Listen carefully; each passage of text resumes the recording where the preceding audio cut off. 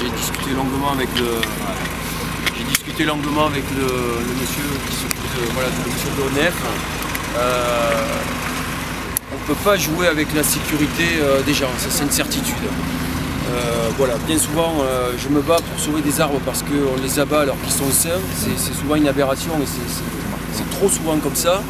Et par contre, voilà, là, pour avoir fait une analyse aussi visuelle, je m'aperçois que voilà, il est bien attaqué déjà par un champignon omnivore.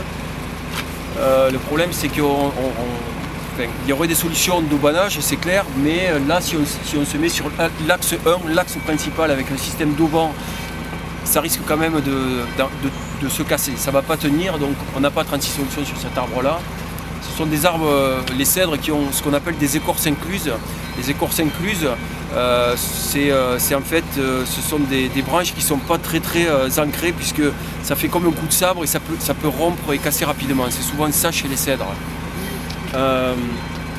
Voilà, alors ensuite moi j'ai discuté avec monsieur le maire, voilà, on est en toute bienveillance tous les deux, comme j'ai expliqué, je ne suis pas là pour embêter tous les maires de France.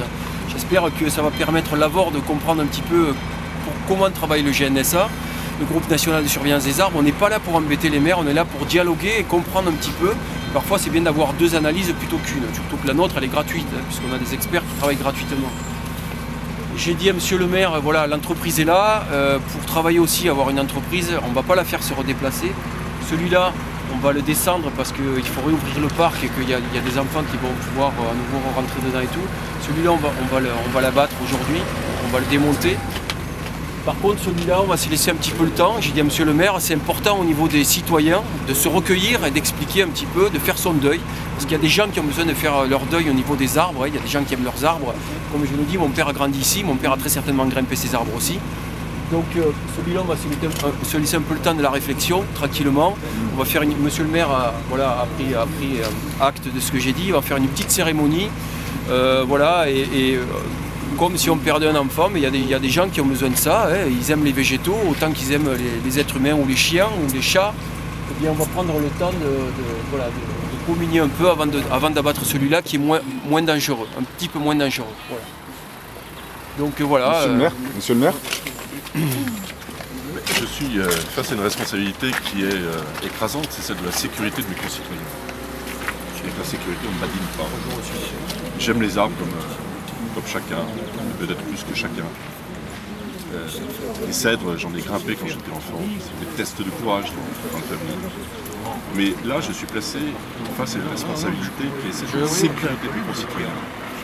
Il faudrait que je sois fou à 10 jours ou 12 jours d'une élection municipale, où je suis candidat, pour couper ces arbres, si je n'avais pas la conviction absolue qu'il s'agissait d'une question de sécurité absolue. Je suis tenu de respecter l'avis qui a été exprimé par l'établissement public, qui s'appelle l'Office national des forêts, qui est sous la tutelle du ministère de l'Agriculture. Je me réjouis que monsieur soit venu ce matin, même si sa démarche citoyenne n'est pas une démarche institutionnelle ou juridique.